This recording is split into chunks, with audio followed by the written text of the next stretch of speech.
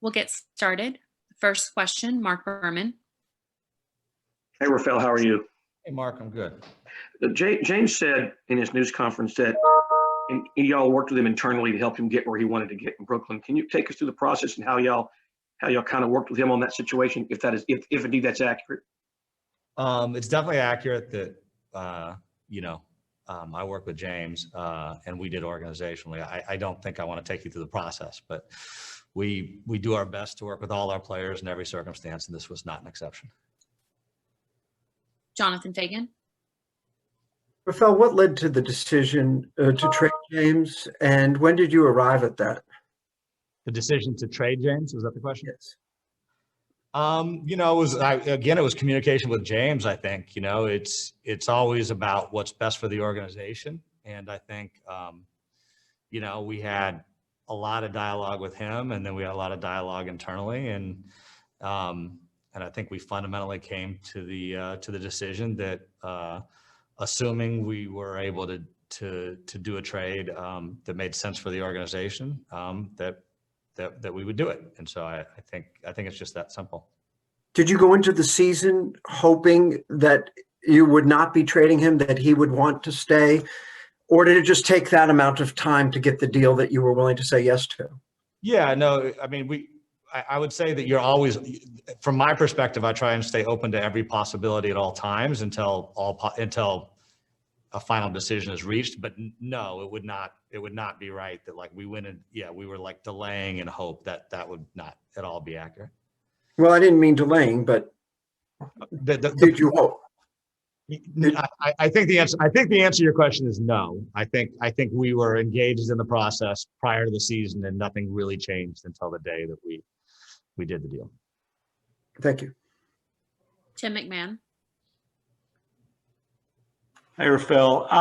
What ultimately led you to deciding that the offer from the Nets was the best offer instead of a deal that might have had a young franchise cornerstone type of player in it? I don't think it's kind of appropriate to talk about the other deals. I will say what's super exciting about this deal is it gives us flexibility in the NBA. Picks, especially high picks, are the best currency. Everybody likes them. Everybody values them. So that was great organizationally. It gave us flexibility to do different types of deals as they come up this year, next year, whatever. And then we were able to get Victor Oladipo as part of it, along with Rodi and Dante. But Victor's a guy we're really excited about, and I think he's excited to be here, and we think he's very talented, and so that was not insignificant from our perspective. And with Victor, obviously he's in the last year of his contract. How do you see him fitting now, and what's kind of the evaluation process that you'll be going through with him over these next few months? Yeah, I mean, I think it's fit. I think it's fit, right, for him and for us and for everybody, but your hope is that it's a perfect marriage, and that and he's an extremely talented player. He's a two-way player. He's played at an extraordinarily high level. He obviously took a significant injury, and he's back. He's already really, really good, but I think in his own mind and in ours, there's still room to grow, which is really exciting. And it's just fit with him and Steven and the crew, and so I think for him and for us, this is like a really exciting time where we get to see how it works out, and hopefully it just works out gangbusters, and then we take it from there. Saman Ali. Rafael, according to reporting, you guys were in serious discussions about James Harden leading up to Tuesday. Did his comments after the two Lakers losses accelerate the need to make a trade? They did not affect me at all. I don't know. In a trade, there are multiple parties, right? So I have no idea if it affected other teams, but I can guarantee you it did not affect us. Adam Spolin. Rafael, this team has kind of been in championship mode for the last handful of years. What is the goal for the remainder of this season? just to be extremely competitive. I mean, we have a group that I'm really excited to see. I think a lot of our fans are really excited about.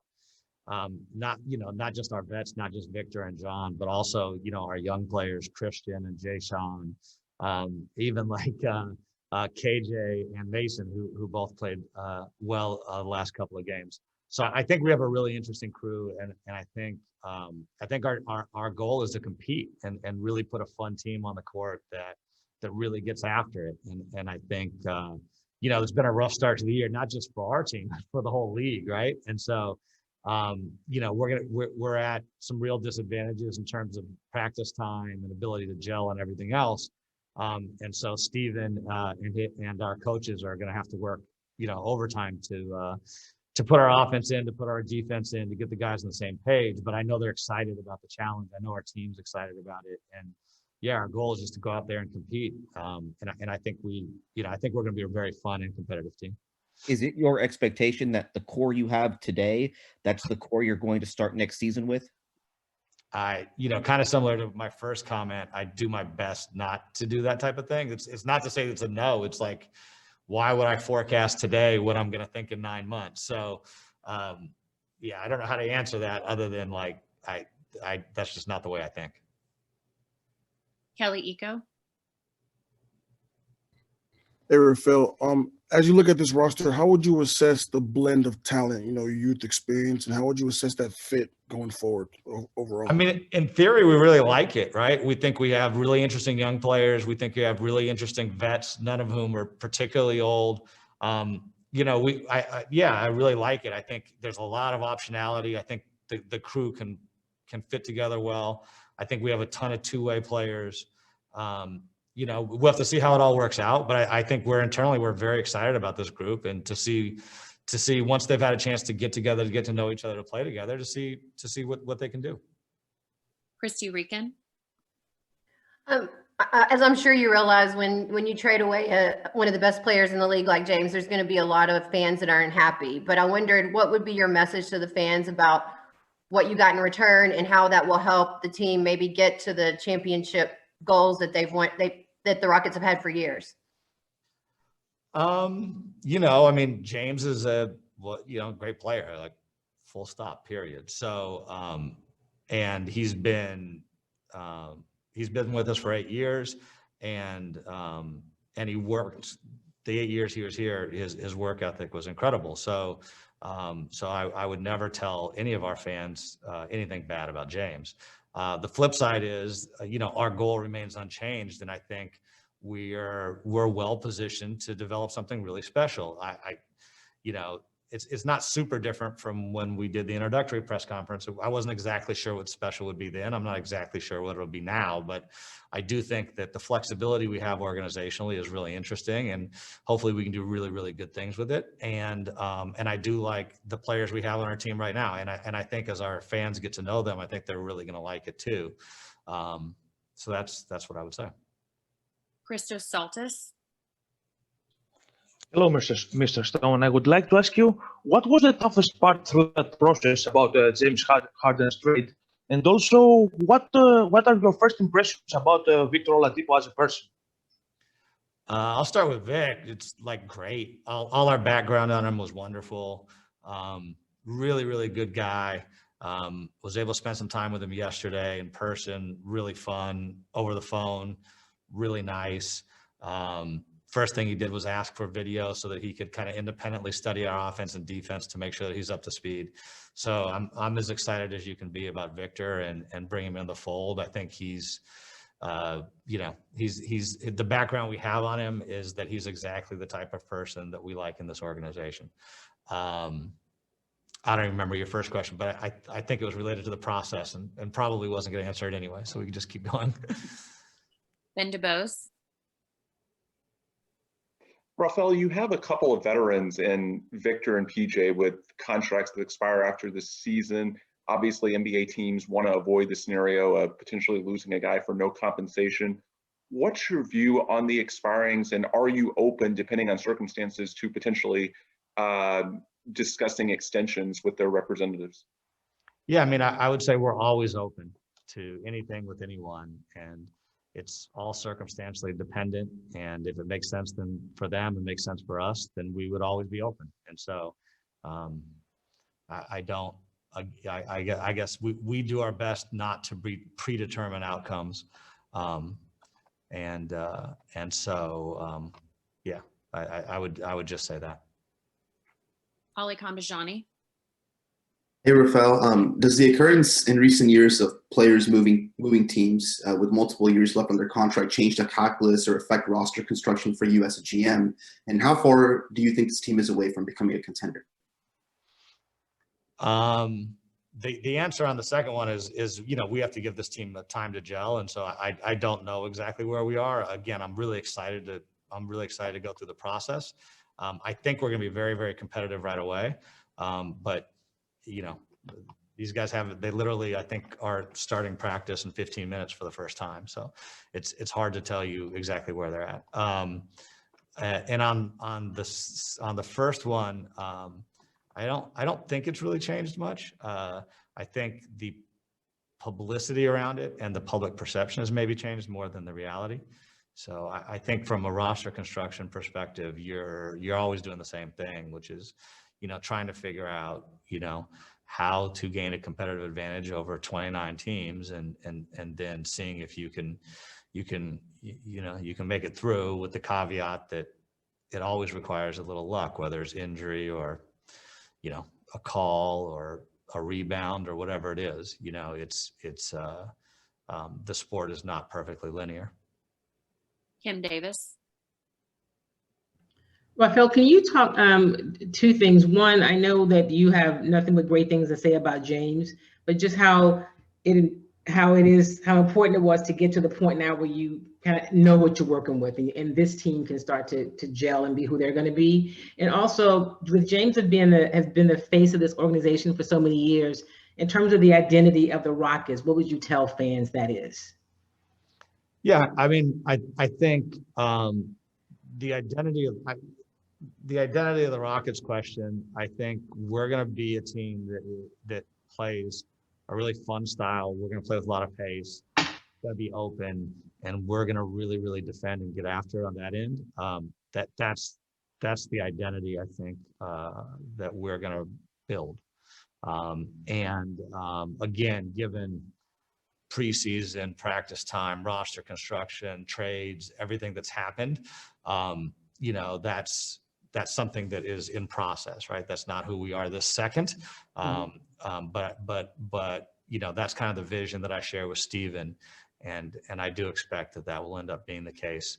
And I apologize, but I forgot the first piece of your question. I just asked about being able to turn the page, if you will, not necessarily, as you said, James was great for the organization, being able to know who you are moving forward and to have that limbo kind of behind you, how helpful that is. Yeah, I mean, I think for me, it's not as big a deal. I do think it's helpful for Steven and for the group to, it's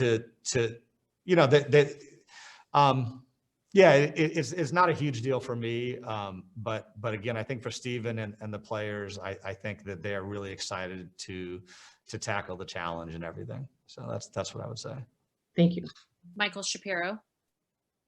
Hey, Rafael, it's been a pretty turbulent start to the season on a number of fronts. How would you assess how Silas has handled everything thus far? Yeah, Steven's a cool dude. I think it was Jonathan or somebody who wrote a piece about that. But I think the best description of Steven as a person is he's just cool. And I think he's handled everything very well with grace and intelligently and with a lot of integrity. So very happy with him. And the guys play hard. And I think you've seen that the last couple of nights. So we're starting a little bit behind with this group just because, it came together so late, but hopefully we can build something really cool. Thank you. We'll take three more. Jonathan Fagan. Yeah, thanks for reading. I hope you subscribed. Tracy didn't do a clip for you. James said that he reached his decision right after the bubble, and that especially with Mike and Daryl leaving, do you feel like he gave you, Steven, John, Christian Wood, do you think he gave that group a fair chance? You know, I mean, James is entitled to his own opinion and to do whatever he wants. I mean, my sense is that the bubble experience was not, you know, I was there. It was wearing and hard on all of us. And my sense is that he made some decisions then. And so he's entitled to make his decisions whenever he wants. And you know, with all people, once you make them, you know, it's where you are. So, you know, I think that it feels as though that's what happened. And he's, you know, and so that's all I'll say. Well, you know, obviously he has that right to have any opinion, just as we all do, but would you have liked to have seen him give new people a chance? None of you were in the position you were in before. No, that's for sure true. I think I don't know. I would say that it played out the way it played out, right? So like there's no regrets. We had a great talk a couple of days ago, right? You know, when the deal was finalizing, and we're personally on very good terms. He's personally on very good terms with the organization, and you know, it just kind of is what it is. So like, I don't want to be in a position where like, oh, I wish he would have done this or I wish he would have done that. Like, the reality is, you know, you don't know how those things turn out. Sometimes if he had, it turns out worse. Like, who knows, right? So I think that, you know, he came to the decision he came to, and then we all, you know, we'll move forward. And I honestly, I you know, he's a great basketball player. I wish him nothing but the best. Thank you. Adam Spolin. You were part of the process that brought James in, you know, 8 years ago, and you know how hard it was to get someone of his caliber. Does that make it tougher to trade him, knowing that you may not, knowing how difficult it is to get someone that good? It is. You know, one of the interesting things about it with James is that no one in this organization knew he was going to end up as good as he ended up, right? So it was a testimony to his work ethic, and that he exceeded expectations. And so he's not the only person in the world who can do that, you know? So, you know, so it's incumbent upon us to find a group that can collectively do that. And I think the real answer to your question is no, only in that it's part of the game, it's part of the job. And, you know, and it's okay. It's very important that when you do these types of transactions that, you know, people feel as though, you know, it's equitable and it's reasonable. And I think we ended up feeling that way. And so, you know, so it is what it is, but no, I mean, like, it's all a part of the process. And last question, Dave Hardesty. Hey, Rafael, I really have two questions. First, Stephen has credited you a lot for discovering Jae'Sean Tate. What has been your impression of his play so far? And the other question is, at least the perception is that you guys are significantly retooling, and with the picks that you've picked up and the expiring contracts, do you anticipate going into the deadline that you guys will be busier than a normal season? Yeah, so I think we'll be busy. I think the Rockets historically have been busy, and I think that that's the case too. We have one of the nice things coming out of this deal is we have a very large trade exception, which is going to allow us to go all the way back up to the hard cap.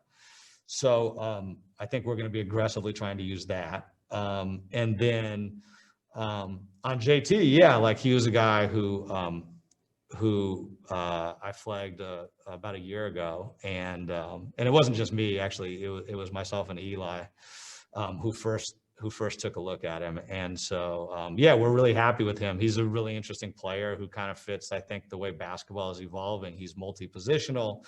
He's very skilled.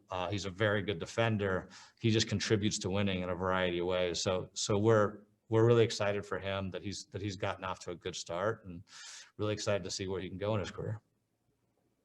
Thank you, Rafael. We appreciate your time. No problem.